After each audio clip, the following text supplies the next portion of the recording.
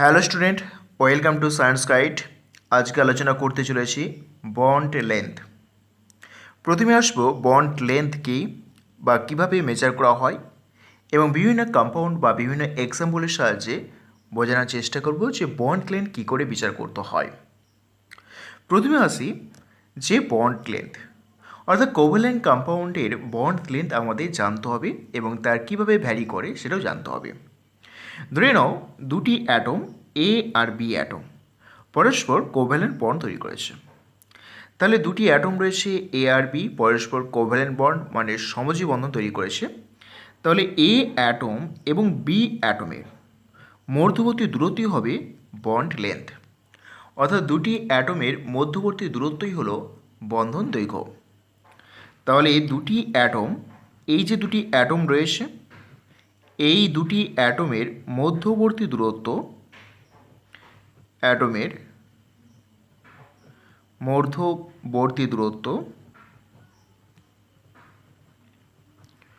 দূরত্ব হলো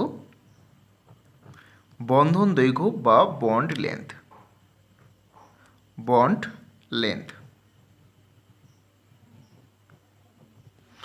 বা বন্ধন দৈর্ঘ্য,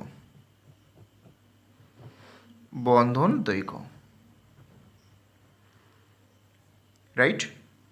তাহলে এই বন্ধন দৈর্ঘ্য কার ওপর নির্ভর করে, কোন কোন বিষয়ের উপর নির্ভর করে সেটি আজ আলোচনা করব।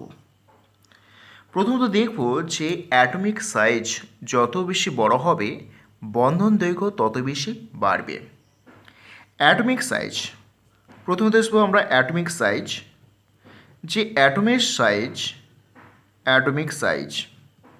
যে অ্যাটমের আকার যত বেশি হবে বন্ধন দৈর্ঘ্য তত বেশি হবে।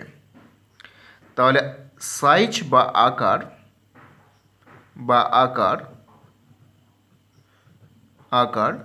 যত বড় হবে, আকারটা হচ্ছে অ্যাটমিক সাইজ বা পরমাণু আকার যত বড় হবে বন্ধন দৈর্ঘ্য বেশি হবে। বন্ধন দৈর্ঘ্য তত বাড়বে। কেন বন্ধন দৈর্ঘ্য বাড়বে?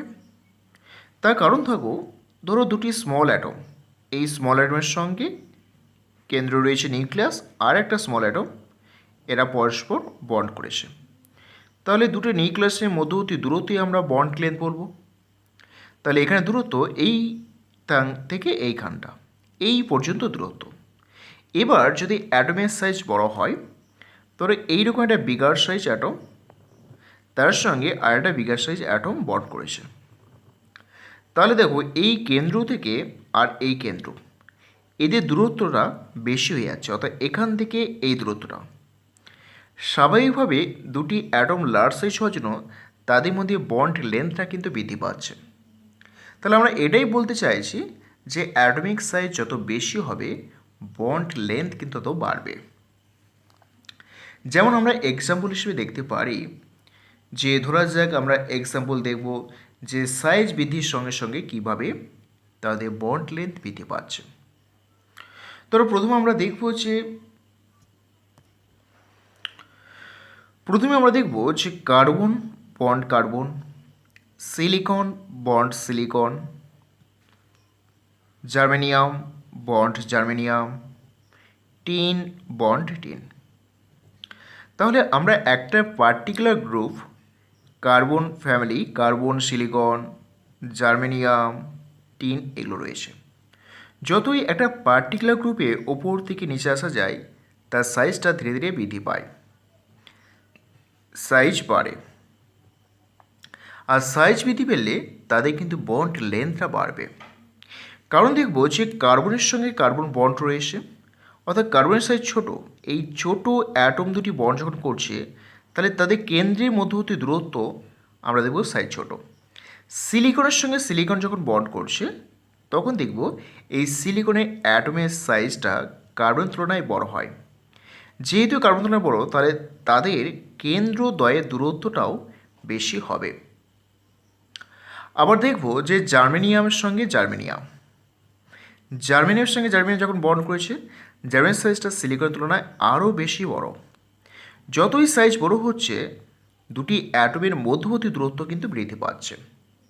তাহলে এখানে আমরা বলতে পারছি যে বন্ড লেন্থ সবচেয়ে বেশি বড় হবে SN bond SN greater than germanium bond germanium greater than silicon bond silicon greater than carbon bond carbon, right? ধরো একই রকমভাবে আমরা দেখতে পারি nitrogen bond nitrogen phosphorus bond phosphorus. এই দুটি বন্ডের মধ্যে কোন বন্ডটা এখানে সর্বাধিক বা লেন্থ বেশি?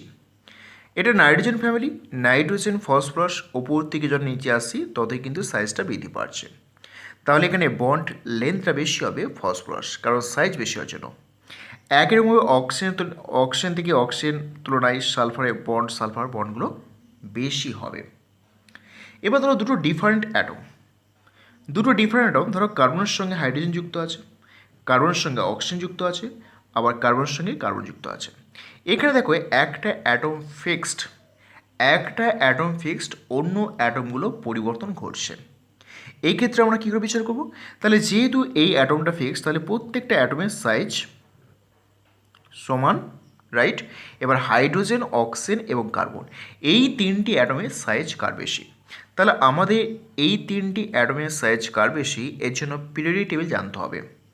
তো carbon oxygen, carbon nitrogen oxygen একই পিরিয়ডে রয়েছে। যতই আমরা লেফট টু রাইটে যাওয়া যায় ততই কিন্তু সাইজটা কমে যায়। তাই সাইজ কমে দিলে কার্বন আর অক্সিজেনের মধ্যে কম্পেয়ার করলে কার্বনের সাইজ বেশি অক্সিজেনের তুলনায়। আর হাইড্রোজেন একদম ছোটো সাইজ, তাহলে দেখব হাইড্রোজেন সাইজটাও অনেক ছোট, রাইট?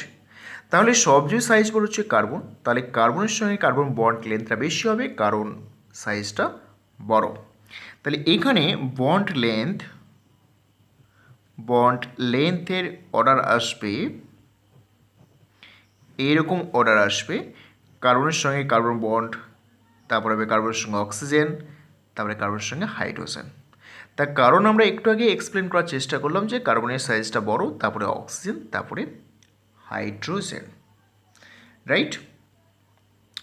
দেন ধরো আরও আমরা এখানে বলতে পারি, ধরো ওয়াটার মলিকুল, এখানে দেখব H2S, আমরা দেখব H2Ac, আমরা দেখব H2T। এখানে প্রত্যেকটা গঠন দেখি, এই অক্সিজেনের সঙ্গে হাইড্রোজেন বন্ড লেন্থ, সালফারের সঙ্গে হাইড্রোজেন এবং সেলেনিয়ামের সঙ্গে হাইড্রোজেন, টেলুরিয়ার সঙ্গে হাইড্রোজেন বন্ড। তাহলে আমরা দেখব কি এখানে হাইড্রোজেন অ্যাটমটি কমন, এই সেন্ট্রাল অ্যাটমগুলো পরিবর্তন করছে, অর্থাৎ অক্সিজেন ফ্যামিলি নেওয়া হয়েছে। তাহলে এই অক্সিজেন ফ্যামিলি দেখব oxygen, sulphur, selenium, tellurium, polonium. যতই আমরা উপর থেকে নিচে আসছি সাইজটা ধীরে ধীরে বাড়ছে, আর সাইজ বৃদ্ধি পাওয়ার সঙ্গে সঙ্গে তাদের বন্ড লেন্থ কিন্তু বাড়বে। এখানে বন্ড বলতে এই হাইড্রোজেন থেকে অক্সিজেন, হাইড্রোজেন থেকে সালফার, এই হাইড্রোজেন থেকে সেলেনিয়াম, হাইড্রোজেন থেকে টেলুরিয়াম, এই বন্ড লেন্থটা আমরা বিচার করব। তাহলে এখানে সাইজ ফ্যাক্টরটা খুব ইম্পর্টেন্ট দাঁড়াচ্ছে, কারণ হাইড্রোজেন সাইজটা সমান, তাহলে সাইজ বেশি হচ্ছে টেলুরিয়াম আছে, তারপরে সেলেনিয়াম, তারপর সালফার, তারপরে অক্সিজেন। অক্সিজেন সাইজ এখানে ছোট, তাহলে বন্ধন দৈর্ঘ্য বা বন্ড লেন্থ কী আসবে? দেখো বন্ড লেন্থ আসবে ঠিক এই রকম আসবে, এই হাইড্রোজেন টেলুরিয়াম সবচেয়ে বেশি বন্ড লেন্থ আসবে, তারপরে হাইড্রোজেন সেলেনিয়াম, তারপরে হবে হাইড্রোজেন সালফার, তারপরে হবে হাইড্রোজেন অক্সিজেন, রাইট? একই রকমভাবে আমরা বলতে পারি যে NH3, PH3, আর্সেনিক সঙ্গে আছে BHH3 আর BiH3। তাহলে এখানে দেখব যে হাইড্রোজেন নাইট্রোজেনের সঙ্গে বন্ড করেছে, ফসফরাস, আর্সেনিক, অ্যান্টিমনি, বিসমাথ এদের সঙ্গে বন্ড করেছে। তাহলে এই বন্ড লেন্থ কী হবে? প্রত্যেকটা গঠন কিন্তু একই আসবে, নাইট্রোজেনের সঙ্গে হাইড্রোজেন আসবে এবং ফসফরাসের সঙ্গে হাইড্রোজেন আসবে, আর্সেনিকের সঙ্গে হাইড্রোজেন আসবে, আর এসবির সঙ্গে হাইড্রোজেন আসবে, বিআইয়ের সঙ্গে হাইড্রোজেন তিনটে যুক্ত থাকবে এইরকম।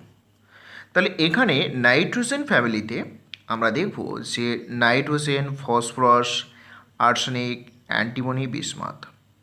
যতই আমরা দেখব নাইট্রোজেন থেকে বিসমাথের দিকে আমরা ধীরে ধীরে অগ্রসর হচ্ছি, ততই কিন্তু সাইজটা বৃদ্ধি পায়।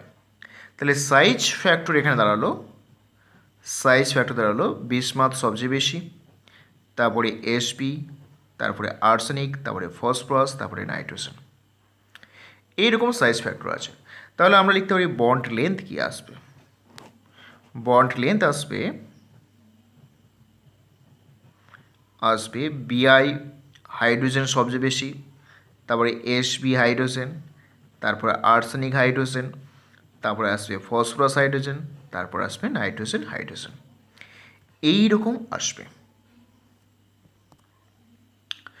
এরপরে দ্বিতীয় ফ্যাক্টর দেখব, সাধারণত দেখা যায় যে দুটি অ্যাটমের মধ্যে যত বেশি বন্ড অর্ডার বাড়বে ততই বন্ড লেন্থ ছোট হয়ে যায়। অর্থাৎ বন্ধনের সংখ্যা বাড়লে বন্ড লেন্থ ছোট হয়ে যায়। বন্ধনের সংখ্যা বেশি হলে বন্ধন দৈর্ঘ্য বা বন্ড লেন্থ ছোট হয়ে যায়, অর্থাৎ বন্ড লেন্থ ছোট হয়ে যায়। এখন বন্ধনের সংখ্যা যত বেশি হবে বন্ড লেন্থ ততই ছোট হবে। ধরো এখানে নাইট্রোজেন, অক্সিজেন এবং আমরা দেখব হচ্ছে F2 ফ্লোরিন দেওয়া আছে। নাইট্রোজেনের সঙ্গে নাইট্রোজেন বন্ড, অক্সিজেনের সঙ্গে অক্সিজেন বন্ড এবং ফ্লোরিনের সঙ্গে ফ্লোরিন বন্ড। নাইট্রোজেনের সঙ্গে নাইট্রোজেন ট্রিপল বন্ড রয়েছে, অক্সিজেনের সঙ্গে অক্সিজেন ডাবল বন্ড এবং ফ্লোরিনের সঙ্গে ফ্লোরিন সিঙ্গেল বন্ড। এইরকম রয়েছে। তাহলে এখানে দেখব যে ট্রিপল বন্ড এটা রয়েছে, মানে বন্ধনের সংখ্যা 3, এখানে বন্ধনের সংখ্যা 2 আর এখানে বন্ধনের সংখ্যা 1। তো বন্ধনের সংখ্যা যত বেশি হবে বন্ড লেন্থ তত ছোট হবে। তাহলে যেহেতু এখানে 3টে বন্ড অর্ডার রয়েছে, এখানে 2 রয়েছে, এখানে 1 রয়েছে, তাহলে বন্ধনের সংখ্যা মানে বন্ড অর্ডারের সঙ্গে আমরা দেখব যে বন্ড অর্ডার যত বেশি তার বন্ড লেন্থ কিন্তু ছোট হবে। তার মানে ইনভার্সলি প্রপোর্শনাল আসবে। বন্ড লেন্থের সঙ্গে বন্ড অর্ডার ইনভার্সলি প্রপোর্শনাল। তাহলে এখানে বন্ড অর্ডার এই এক্সাম্পলের ক্ষেত্রে আসবে নাইট্রোজেন বেশি আছে, তারপরে অক্সিজেন, তারপরে ফ্লোরিন। তার মানে বন্ড লেন্থ চলে আসবে ফ্লোরিন সবচেয়ে বেশি, তারপরে অক্সিজেন ডাবল বন্ড, তারপরে ছোট বন্ড হচ্ছে নাইট্রোজেনের সঙ্গে নাইট্রোজেন। এইরকম হবে। আরও দেখো আমরা এক্সাম্পল দেখব যে কার্বন মনোক্সাইড, কার্বন ডাইঅক্সাইড এবং কার্বনেট। এই তিনটের মধ্যে আমরা কার্বন অক্সিজেনের বন্ড লেন্থ খুঁজব। আমরা এখানে ক্যালকুলেট করব কার্বন অক্সিজেন বন্ড লেন্থ কী হবে। তাহলে এখানে বন্ড অর্ডার দেখতে হবে। দেখো কার্বনের সঙ্গে ডাবল বন্ড অক্সিজেন, আর কার্বনটা লোন পেয়ার থাকে আর ভ্যাকেন্ট অরবিটাল থাকে, অক্সিজেন লোন পেয়ার থাকে। তো এই লোন পেয়ার কী করবে, কার্বনকে দান করে দেয়। দান করলে কার্বনের সঙ্গে ট্রিপল বন্ড সৃষ্টি হয়, oxygen positive, carbon negative, right. Carbon dioxide structure C double bond O, এখানে ডাবল বন্ড ও থাকে। আর কার্বনেটের স্ট্রাকচার আমরা জানি সি ডাবল বন্ড ও, এটা মাইনাস, এখানে মাইনাস। তো একটু কার্বন মনোক্সাইডটা বলি প্রথমে, যে কার্বনে ইলেকট্রন কনফিগারেশন থাকে 2s, এখানে 2s থাকে, 2 থাকে, আর পিতে মাত্র 2টো ইলেকট্রন থাকে, 2p2। এবার একটা অক্সিজেন কী করে, সিগমা এবং পাই করে, রাইট। সিগমা পাই করলো, তার মানে এই যে অক্সিজেন ডাবল বন্ড সিগমা পাই করলো। এবার এই অক্সিজেনে ইলেকট্রন পেয়ার থাকে, তারপরে ইলেকট্রন পেয়ার আছে এখানে। আর দেখো এখানে একটা ভ্যাকেন্ট অরবিটাল রয়েছে, তার মানে এই কার্বনে একটা ভ্যাকেন্ট অরবিটাল আছে, এই ভ্যাকেন্ট অরবিটাল, আর 2s ইলেকট্রনটা এখানে রয়েছে। তো অক্সিজেন কী করে, এখান থেকে ভ্যাকেন্ট অরবিটাল ইলেকট্রন দান করে দেয়। তাহলে এই দুটো ইলেকট্রনের সঙ্গে অক্সিজেন সিগমা পাই করেছে আর একটা ইলেকট্রন পেয়ার দান করে দেয়। দান করে দেখো এরকমভাবে দান করে দিচ্ছে। দান করলে এই কার্বন মনোক্সাইডের মধ্যে, কার্বন আর অক্সিজেনের মধ্যে দেখব বন্ড অর্ডার 3, কার্বন ডাইঅক্সাইড 2 আছে, আর এখানে বর্ণরা ক্যালকুলেশন করবো আমরা অলরেডি আমরা জেনে গেছি কীভাবে বর্ণরা ক্যালকুলেট করতে হয়। তো আমরা রেজোনেন্স স্ট্রাকচার নিয়ে বর্ণরা ক্যালকুলেট করব। এখানে ডাবল বন্ড, এইটা ও মাইনাস, এটা সিঙ্গেল বন্ড আছে। আবার আমরা রেজোনেন্স করব। রেজোনেন্স করলে এখানে আসবে সি, এটা ও মাইনাস, এখানে সিঙ্গেল বন্ড, এখানে ডাবল বন্ড। আমরা এই তিনটে রেজোনেটিভ স্ট্রাকচার পাবো। তাহলে এখানে বন্ডটা কত আসবে? পার্টিকুলার দুটো অ্যাটমের মধ্যে দেখো, এখানে কার্বন অক্সিজেনের মধ্যে double bond, single bond, single bond চারটে রয়েছে, আর প্রতিটা টোটাল স্ট্রাকচার হচ্ছে 3। তাহলে আসবে এখানে 1.33 আসবে। তাহলে এখানে বন্ডটা 3, এখানে বন্ডটা 2, আর এখানটায় 1.33। তাহলে বন্ডটা যত বেশি হবে বন্ড লেন্থ কিন্তু ছোট হয়ে যাবে। তাহলে এখানে ক্যালকুলেট করলে আমরা দেখব বন্ড লেন্থের মান সবচেয়ে বেশি হচ্ছে CO3 2-, কারণ বন্ড ওদের কম, তারপরে কার্বন ডাইঅক্সাইড, তারপরে কার্বন মনোক্সাইড। তাহলে এখানে কার্বন অক্সিজেন বন্ড লেন্থটা ঠিক এই রকম অর্ডারে আসবে। নেক্সট একটা এক্সাম্পল দেবো আমরা, যে NO2 প্লাস, NO2 মাইনাস আর NO3 মাইনাস, এদের প্রত্যেকটা গঠন আঁকার পর তাদের বন্ড অর্ডার ক্যালকুলেশন করব। ক্যালকুলেশন করে আমরা বলবো যে তাদের বন্ড লেন্থ কী হবে। যে NO2 প্লাসের গঠন আমরা জানি এরকম হয়, আর NO2 মাইনাসের দেখবো একটা লোড পেয়ার থাকে, এখানে ডাবল বন্ড, এটা মাইনাস। আর NO3 মাইনাসে এখানে দেখবো দুটো মাইনাস থাকে, এটা। তাহলে এখানে রেজোনেন্স হবে না, তাহলে বন্ডটা 2 আসবে। দেখো নাইট্রোজেন এবং অক্সিজেনের মধ্যে দুটো বন্ড রয়েছে, এটা রেজোনেন্সের স্ট্রাকচার হবে। তাই রেজোনেন্স করে আমরা দেখব যে এদের বন্ডটা কত হয়। এই ডাবল বন্ড দুটো স্ট্রাকচার পাওয়া যাবে, তাহলে bond order is equal to যে কোনো পার্টিকুলার দুটি অ্যাটমের মধ্যে বন্ড, দেখো নাইট্রোজেন অক্সিজেন 2 আছে, এখানে 1 3, রাইট। তাহলে 2 1 3 আর টোটাল স্ট্রাকচার হচ্ছে 2, তাহলে 1.5 বন্ডটা। আর এখানেই ক্যালকুলেশন করলে কত আসবে দেখো, এটা রেজোনেন্স করলাম, তিনটে রেজোনেন্স স্ট্রাকচার পাওয়া যাবে। এখানে ডাবল বন্ড, এটা ও মাইনাস, এখানে ও মাইনাস। এবার এই নেগেটিভ চার্জটা নাইট্রোজেনের সঙ্গে রেজোনেন্স তৈরি করবে। রেজোনেন্স তৈরি করলে N, এখানে ও মাইনাস, এটা সিঙ্গেল বন্ড, এখানে ডাবল বন্ড। তাহলে এখানে বন্ডটা আসবে, দেখো এখানে দুটো বন্ড আছে, একটা 3টে, এখানে একটা 4টে। যে কোনো পার্টিকুলার দুটি অ্যাটমের মধ্যে বন্ড খুঁজতে হবে। এই নাইট্রোজেনের সঙ্গে অক্সিজেন দুটো বন্ড, এই নাইট্রোজেনের সঙ্গে অক্সিজেন একটা বন্ড, এই নাইট্রোজেনের সঙ্গে অক্সিজেন একটা বন্ড। তাহলে মোট 4টে আর 3টে স্ট্রাকচার, তাহলে 1.33 আসবে। দেখো বন্ড অর্ডার যত বেশি হবে বন্ড লেন্থ ছোট হয়ে যাবে। তো আমরা এখানে বলতে পারি bond length of nitrogen oxygen, এই নাইট্রোজেন অক্সিজেনের মধ্যে বন্ড লেন্থ সবচেয়ে বেশি হবে এই স্ট্রাকচারটা, অর্থাৎ NO3 মাইনাসের বেশি হবে। তারপরে হচ্ছে NO2 মাইনাস, তারপরে NO plus, right. Another example দিতে পারি আমরা অক্সিজেন এবং ওজোন, এই দুটোর মধ্যে অক্সিজেন বন্ড লেন্থ কী হবে। দেখো অক্সিজেনের গঠন হচ্ছে অক্সিজেনের সঙ্গে ডাবল বন্ড অক্সিজেন, আর ওজোনের গঠন অক্সিজেনের সঙ্গে ডাবল বন্ড, এই মাইনাস থাকবে, এই প্লাস। তাহলে এখানে নেগেটিভ চার্জটা রেজোনেন্স তৈরি করবে। রেজোনেন্স করলেই এখানে বন্ড অর্ডার কিন্তু কমবে, এই ডাবল বন্ড, এটা মাইনাস, এটা প্লাস। তাহলে এখানে দেখো অক্সিজেনের সঙ্গে অক্সিজেন ডাবল বন্ড রয়েছে, তাহলে বন্ড অর্ডার 2 আসবে।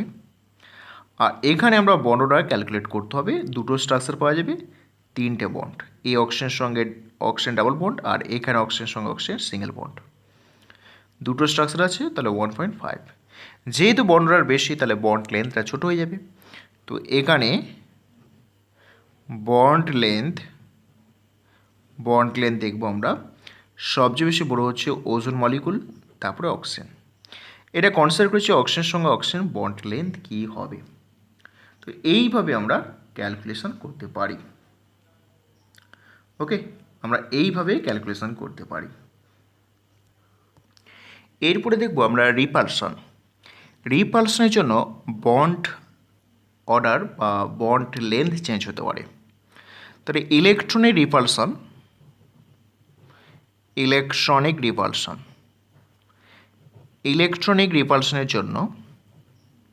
রিপালশনের জন্য বন্ড অর্ডার বা বন্ড লেন্থ চেঞ্জ হতে পারে।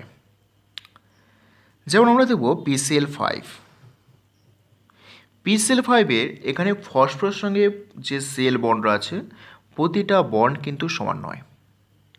এর গঠন দেখব যে ট্রাইগোনাল বাইপিরামিড স্ট্রাকচার। ফসফরাস কেন্দ্রে রয়েছে এবং তার সঙ্গে এক সেলে দুটো সেল আছে, এই সেল। আর ইকুয়েটোরিয়ালে 3টে সেল অ্যাটম আছে। এখানে তাহলে রিপালশন কোথায়? তাহলে রিপালশন দেখো, এই যে বন্ডগুলো আছে এগুলো সব ইকুয়েটোরিয়াল বন্ড, আর এই দুটো বন্ড হচ্ছে অ্যাক্সিয়াল। তো অ্যাক্সিয়ালে ইলেকট্রন পেয়ার রয়েছে, ইলেকট্রন পেয়ার। তাহলে অ্যাক্সিয়ালের সঙ্গে ইকুয়েটোরিয়ালে ইলেকট্রন পেয়ারের মধ্যে কোণ বা বন্ড অ্যাঙ্গেল আছে 90 ডিগ্রি। তাহলে এই অ্যাঙ্গেলটা 90 ডিগ্রি, দ্যাট ইজ ফসফরাসের সঙ্গে এই অ্যাক্সিয়াল আর ইকুয়েটোরিয়াল এদের মধ্যে অ্যাঙ্গেল রয়েছে 90 ডিগ্রি। আর দেখব ইকুয়েটোরিয়াল, অর্থাৎ এই ইলেকট্রন পেয়ারের সঙ্গে এই ইলেকট্রন পেয়ার, অর্থাৎ এই ফসফরাসের সঙ্গে ইকুয়েটোরিয়াল আছে, এর মধ্যে কোণ রয়েছে 120, এরকম কোণ রয়েছে। যেহেতু এই কোণটা ছোট, তাহলে ইকুয়েটোরিয়াল যে বন্ড ইলেকট্রন পেয়ার আছে আর অ্যাক্সিয়াল বন্ড ইলেকট্রন পেয়ার তাদের মধ্যে রিপালশন হবে, এইটার সঙ্গে এই ইলেকট্রনের রিপালশন। তাহলে এখানে রিপালশন হচ্ছে, কারণ রিপালশনটা বেশি। তাহলে এখানে অ্যাক্সিয়াল এবং ইকুয়েটোরিয়াল বন্ড পেয়ারের মধ্যে রিপালশনটা বেশি, রাইট? তাহলে এখানে বন্ড পেয়ার রিপালশনটা বেশি কার অ্যাক্সিয়াল এবং ইকুয়েটোরিয়াল। কিন্তু ইকুয়েটোরিয়ালের মধ্যে, অর্থাৎ এইটার সঙ্গে এটা বন্ড, রিপালশনটা কম। এখানে বন্ড পেয়ার যে রিপালশনটা সেটা কম হবে, কারণ দুটি ইলেকট্রন রয়েছে, দূরত্ব বেশি এবং তাদের মধ্যে কোণটা বেশি আছে 120 ডিগ্রি, তা রিপালশন কম হবে। যখনই রিপালশন বেশি হচ্ছে তাহলে রিপালশন কমানোর চেষ্টা করবে। তাহলে রিপালশন কী করে কমবে? দেখো, রিপালশন ঠিক এই রকমভাবে কমতে পারে। এই যে ফসফরাস রয়েছে, তো রিপালশন কমানোর জন্য অ্যাক্সিয়াল বন্ড লেন্থগুলো একটু বেশি হয়ে যাবে। তাহলে লার্জ যদি বন্ড লেন্থ হয়, এরকম লার্জ হয়, তাহলে দেখব কি না ইলেকট্রনগুলো দূরে সরে যায়। এই ইলেকট্রন দূরে সরে গেছে, এখানে সরে গেছে। সরে গেলে এদের মধ্যে দূরত্ব বাড়বে, এই দূরত্ব বাড়লো, অর্থাৎ এখানে যে দুটো ইলেকট্রন ছিল আর এখানে দুটো ইলেকট্রন আছে, এই দুটো ইলেকট্রনের মধ্যে দূরত্ব বাড়বে। যত দূরত্ব বাড়বে রিপালশনটা কমতে থাকবে। তো এই কারণে দেখব অ্যাক্সিয়াল যে বন্ড লেন্থটা রয়েছে ফসফরাসের সঙ্গে সিএল অ্যাটম, তার লেন্থটা কিন্তু বড় হবে ইকুয়েটোরিয়াল। একটাই কারণ, রিপালশনটা বেশি। তাহলে এখানে বন্ড লেন্থ ফসফরাস সিএল যে অ্যাক্সিয়াল রয়েছে, সেটা বেশি হবে phosphorus CL Equatorial bond length, এটা বেশি হবে। তার কারণ দেখলাম সে এখানে ইলেকট্রন মধ্যে রিপালশনটা বেশি হচ্ছে, যতই রিপালশন বেশি হবে ততই কিন্তু বন্ড লেন্থটা বাড়বে। এছাড়াও আমরা দেখব যে রিপালশনের আরও প্রভাব রয়েছে। ধরো অক্সিজেনের সঙ্গে অক্সিজেন বন্ড, নাইট্রোজেনের সঙ্গে নাইট্রোজেন বন্ড এবং কার্বনের সঙ্গে কার্বন বন্ড। তো এই 3টে বন্ড লেন্থ কম্পেয়ার করলে আমরা দেখব কি না অক্সিজেনে 2 জোড়া ইলেকট্রন পেয়ার আছে, রাইট? নাইট্রোজেনে 1 জোড়া ইলেকট্রন পেয়ার থাকে, আর কার্বন যখন বন্ড করে কোনো ইলেকট্রন পেয়ার থাকে না। তাহলে আমরা দেখব কি না এই রকম যদি থাকে, তাহলে এখানে যেহেতু ইলেকট্রন ক্লাউড বেশি আছে, কারণ 2 জোড়া করে ইলেকট্রন পেয়ার রয়েছে, তাহলে দুটি অক্সিজেন অ্যাটমে ইলেকট্রন ক্লাউড বেশি। যখনই ইলেকট্রন ক্লাউড বেশি, এই দুটোর মধ্যে রিপালশন শুরু হবে, অর্থাৎ ইলেকট্রন রিপালশন শুরু হবে। রিপালশন শুরু হলে রিপালশনটা কমানোর জন্য এই বন্ড লেন্থটা কিন্তু ধীরে ধীরে বৃদ্ধি পাবে। তাহলে অক্সিজেনের সঙ্গে অক্সিজেন বন্ড লেন্থ এই বৃদ্ধি পেলে এখানে যে ইলেকট্রন পেয়ার ছিল তাদের রিপালশনটা কমে যাবে, তার কারণ ইলেকট্রনগুলো দূরে সরে গেছে। তাহলে যত রিপালশন হবে ততই কিন্তু বন্ড লেন্থ বাড়বে, রাইট? তাহলে একই পিরিয়ডের ক্ষেত্রে আমরা দেখব রিপালশন যত বেশি হবে অ্যাটমগুলোর মধ্যে বন্ড লেন্থ বাড়বে, তার কারণ রিপালশনটা কমানোর জন্য। তাহলে এখানে যেহেতু রিপালশনটা অক্সিজেন বেশি, তাহলে অক্সিজেনের সঙ্গে অক্সিজেন বন্ড লেন্থ বেশি হবে, নাইট্রোজেনের সঙ্গে নাইট্রোজেনের তুলনায়, তারপরে কার্বনের সঙ্গে কার্বন। তাহলে এখানে এক্সাম্পল ধরি, ধরো হাইড্রোজেন পারঅক্সাইড আর H2N2, বা আমরা দেখব যে H3 বা লিখতে পারো H2N2। তো অক্সিজেনের সঙ্গে অক্সিজেন বন্ড, হাইড্রোজেন রয়েছে, এই বন্ড লেন্থ, আর নাইট্রোজেনের সঙ্গে নাইট্রোজেন বন্ড, সরি এটা H4 হবে, H4, নাইট্রোজেনের সঙ্গে নাইট্রোজেন আছে, এই বন্ড এরকম আছে। তাহলে নাইট্রোজেনের সঙ্গে নাইট্রোজেন বন্ড আর অক্সিজেনের সঙ্গে অক্সিজেন বন্ড, যেহেতু অক্সিজেন বেশি ইলেকট্রন পেয়ার আছে, রিপালশন বেশি হবে, বেশি হলে অক্সিজেনের সঙ্গে অক্সিজেন বন্ড লেন্থটা বেশি হবে। তাহলে এইভাবে আমরা রিপালশনের সাহায্যে তাদের বন্ড লেন্থটাকে আমরা কম্পেয়ার করতে পারি।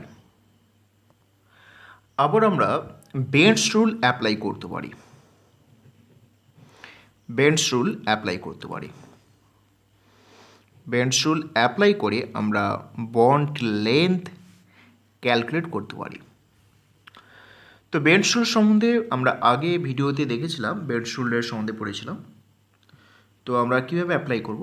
তো আমাদের জানতে হবে যে বন্ডে যত বেশি এস ক্যারেক্টার থাকবে সেই বন্ড লেন্থটা ছোট হয়ে যাবে। তাহলে বন্ডে এস ক্যারেক্টার যত বেশি হবে, এস ক্যারেক্টার বেশি থাকলে বন্ড লেন্থ ছোট হবে, বন্ড লেন্থ ছোট হবে। কারণ কি, এস অরবিটাল নিউক্লিয়াসে খুব কাছে থাকে, আর কাছে থাকার জন্যই আমরা দেখব এস ক্যারেক্টার যত বেশি পাচ্ছে, তারপরে নিউক্লিয়াসে খুব কাছে আসছে, তার মানে বন্ড লেন্থটা ছোট হয়ে যায়। তাহলে এস ক্যারেক্টার আমাদের খুঁজে বের করতে হবে। আমরা সবচেয়ে বেশি প্রথমে এক্সাম্পল দেখব এই দুটো মলিকুল, হাইড্রোজেন পারঅক্সাইড আর এই ফ্লোরিন আছে। এখানে পার্থক্য আমরা শুধু দেখব যে অক্সিজেনের সঙ্গে অক্সিজেন, এই অক্সিজেনের সঙ্গে অক্সিজেন, এদের বন্ড লেন্থটা কার বেশি বড় এবং ছোট। তাহলে আমরা অ্যাপ্লাই করব বেন্টস রুল। বেন্টস রুল বলা হয়েছিল বেশি ইলেকট্রোনেগেটিভ কম এস ক্যারেক্টার বন্ড করবে। তাহলে ফ্লুরিন এখানে বেশি ইলেকট্রোনেগেটিভ, যখন ফ্লুরিন এই বন্ডটা তৈরি করবে তখন লেস এস ক্যারেক্টার দিয়ে বন্ড তৈরি করবে, লেস এস ক্যারেক্টার। তাহলে এখানে যদি কম এস ক্যারেক্টার থাকে, বাকি এস ক্যারেক্টার থাকবে এখানে, তাহলে এই বন্ডের মধ্যে মোর এস ক্যারেক্টার রয়েছে, মোর এস ক্যারেক্টার।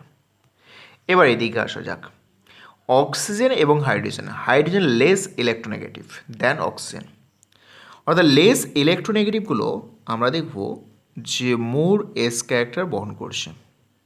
আর এটা দেখব, তাহলে এখানে যদি বেশি এস ক্যারেক্টার চলে যায় তাহলে এই বন্ডটা হবে লেস এস ক্যারেক্টার। তাহলে আমরা জানি কি, যত বন্ডে এস ক্যারেক্টার বেশি হবে বন্ড লেন্থ ছোট হয়ে যাবে। তাহলে বন্ড লেন্থ ছোট হবে এইটা, অর্থাৎ লার্জ বন্ড লেন্থ মানে oxygen oxygen bond in hydrogen peroxide বেশি হবে oxygen oxygen bond in O2F2। তাহলে এইটা আমরা বেন্টস রুলের সাহায্যে এটা আমরা ক্যালকুলেশন করতে পারছি, রাইট? তাহলে এইভাবে আমরা বেন্টস রুলের সাহায্যে ক্যালকুলেশন করতে পারবো। ধরো আরও আমরা ক্যালকুলেশন করতে পারি। ধরো এইরকম রয়েছে, ফসফরাসের সঙ্গে ডাবল বন্ড অক্সিজেন, এখানে ফ্লুরিন রয়েছে, ফসফরাসের সঙ্গে ডাবল বন্ড অক্সিজেন, এখানে Cl রয়েছে, ফসফরাসের সঙ্গে ডাবল বন্ড অক্সিজেন, এখানে Br রয়েছে। ওকে, তাহলে এখানে আমরা কম্পেয়ার করবো, এই যে ফসফরাস ডাবল বন্ড অক্সিজেন আছে, ফসফরাস ডাবল বন্ড অক্সিজেন, তাহলে প্রত্যেকটাই ফসফরাস ডাবল বন্ড অক্সিজেন কি সমান হবে না বেশি কম হবে? তাহলে এই রকম সিচুয়েশানে আমরা বেন্টস রুল অ্যাপ্লাই করব। তাহলে দেখো এখানে ইলেকট্রোনেগেটিভিটি সঠিক ক্রম হচ্ছে ফ্লোরিন বেশি, তারপরে ক্লোরিন, তারপরে ব্রোমিন। তাহলে ফ্লোরিন এখানে লেস এস ক্যারেক্টার বহন করবে, আর বিআর মোর এস ক্যারেক্টার বহন করবে, রাইট। তাহলে প্রত্যেকটা ফ্লোরিন যদি কম এস ক্যারেক্টার নেয়, তাহলে বাকি এস ক্যারেক্টার ফসফরাস অক্সিজেনের সঙ্গে থাকবে। তাহলে এই বন্ডটা থাকবে এস ক্যারেক্টার বেশি, S1 দিচ্ছি। তারপরে এখানে আমি এই বন্ডের মধ্যে S2 এস ক্যারেক্টার আছে, এই বন্ডের মধ্যে S3 এস ক্যারেক্টার আছে। তাহলে কোথায় এস ক্যারেক্টার বেশি? প্রথমটা, মানে S1 এ এস ক্যারেক্টার বেশি, তারপরে S2, তারপরে S3। তাহলে আমরা একটু আগে দেখলাম যত বেশি এস ক্যারেক্টার বাড়বে ততই কিন্তু বন্ড লেন্থটা ছোট হয়ে যাবে। তাহলে এখানে বন্ড লেন্থ বেশি হবে ফসফরাস অক্সিজেন, মানে Br3 ফসফরাস রয়েছে ডাবল বন্ড অক্সিজেন, এর বন্ড লেন্থটা বেশি হবে কারণ এস ক্যারেক্টার কম আছে। তারপরে Cl3 phosphorus double bond oxygen, তারপরে F3 phosphorus double bond oxygen. তাহলে এইভাবে আমরা বেঞ্জুল অ্যাপ্লাই করতে পারি। আবার নির্ভর করে তড়িৎ ঋণাত্মকতা, অর্থাৎ ইলেকট্রো নেগেটিভিটির উপর নির্ভর করবে।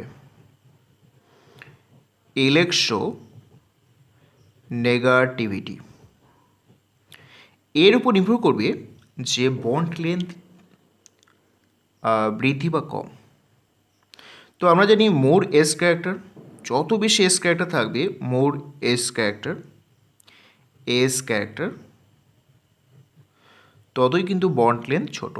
তো স্মল বন্ড লেন্থ, তার কারণ এস অরবিটাল নিউক্লিয়াসের খুব কাছে থাকে, আর কাছে থাকলেই তার বন্ড লেন্থটা ছোট হয়ে যাবে। তাহলে ধরো এরকম একটা কম্পাউন্ড রয়েছে CH3 বন্ড সি, এখানে হাইড্রোজেন রয়েছে, দিস হাইড্রোজেন, এখানে CH2 double bond C, H bond hydrogen, আর এখানে CH3 bond C, H2 hydrogen. আমরা এই কার্বনের সঙ্গে হাইড্রোজেন, এই কার্বনের সঙ্গে হাইড্রোজেন, আর এই কার্বনের সঙ্গে হাইড্রোজেন বন্ড লেন্থ আমরা বিচার করব। তাহলে প্রথমে আমরা কার্বনের হাইব্রিডেশন দেখব। তো এই কার্বনের হাইব্রিডেশন sp, এই কার্বনের হাইব্রিডেশন sp2, আর এই কার্বনের হাইব্রিডেশন হচ্ছে sp3। তাহলে এখানে দেখো টোটাল যদি 100% হয় তাহলে তার মধ্যে এস আর পি আছে, মানে 50-50 আছে। তাহলে পার্সেন্টেজ অফ এস ক্যারেক্টার এটা থাকবে 50%। এখানে এস তুলনায় পি বেশি, তাহলে এস হবে 33%, আর এখানে 25% মাত্র, মানে 4 ভাগের মধ্যে 1 ভাগ রয়েছে।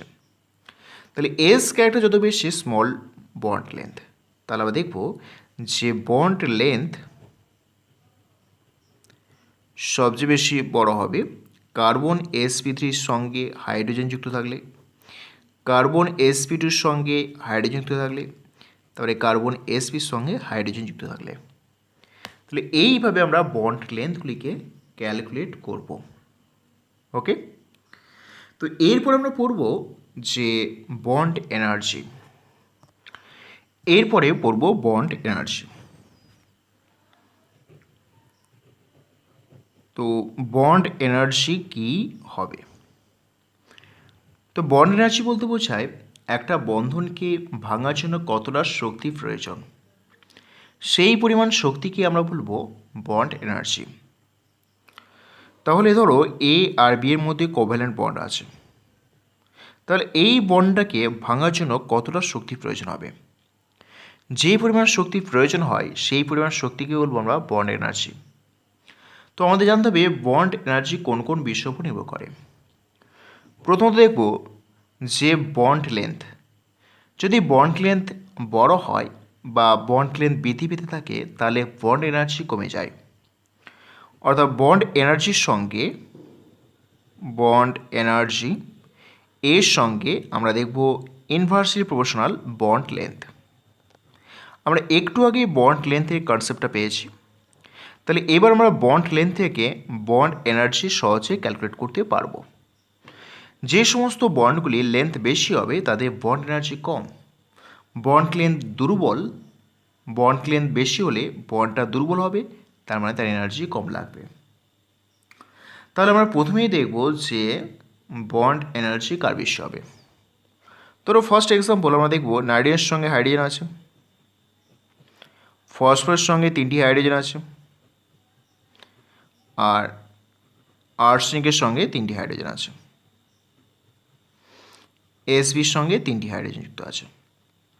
তাহলে এখানে আমরা দেখব বন্ড লেন্থ প্রথম বিচার করব। তো আমরা একটু আগে আলোচনা করেছি যে অ্যাটমিক সাইজ বৃদ্ধি পাওয়ার সঙ্গে সঙ্গে বন্ড লেন্থ বেশি হয়। তাহলে এখানটায় আমরা দেখব এই যে বন্ডটা আছে এর বন্ড লেন্থটা মোর বন্ড লেন্থ বা বন্ড লেন্থটা অনেকটা বেশি বড়। তাহলে এখানে বন্ড লেন্থটা বেশি, বন্ড লেন্থ বেশি, আর এখানে বন্ডটা লেন্থটা কম, বন্ড লেন্থ কম আছে। তাহলে বন্ড লেন্থ কম মানে এখানে বন্ডটা খুব স্ট্রং, রাইট? আর এখানে বন্ড লেন্থ বেশি মানে বন্ডটা উইক। তাহলে এখানে বন্ডটা খুব স্ট্রং, খুব strong bond, strong bond, strong bond. আর এখানে বন্ডটা খুব উইক বন্ড, উইক বন্ড। তাহলে স্ট্রং বন্ডকে ভাঙতে বেশি শক্তি প্রয়োজন। তাই দেখবো এখানে বন্ড এনার্জির সঠিক ক্রম হবে ঠিক এই রকম অর্ডারে। নাইট্রোজেনের সঙ্গে হাইড্রোজেন বন্ডকে ভাঙতে বেশি শক্তি প্রয়োজন আর Hb হাইড্রোজেন তুলনায়। তাহলে এইভাবে আমরা তাদের বন্ড এনার্জি দেখব। বা একই রকমভাবে আমরা বলতে পারি যে water molecule H2, hydrogen sulphide, hydrogen selenide. তাহলে দেখবো এখানে অক্সিজেন, সালফার এবং সেলেনিয়াম সাইজ বড় এখানে। তার মানে সেলেনিয়ামের সঙ্গে হাইড্রোজেন যুক্ত আছে, সালফারের সঙ্গে হাইড্রোজেন যুক্ত আছে, আর অক্সিজেনের সঙ্গে হাইড্রোজেন যুক্ত আছে। যেহেতু সেলেনিয়ামের সাইজটা বড় তাহলে এই বন্ড লেন্থটা বড় হবে, বন্ড লেন্থ বড়। আর এখানে যেহেতু অক্সিজেন সাইজটা ছোট তাহলে বন্ড লেন্থটা ছোট, বন্ড লেন্থ ছোট। তাহলে যত বন্ড লেন্থ ছোট হবে ততই কিন্তু বন্ডটার স্ট্রেংথ বাড়বে।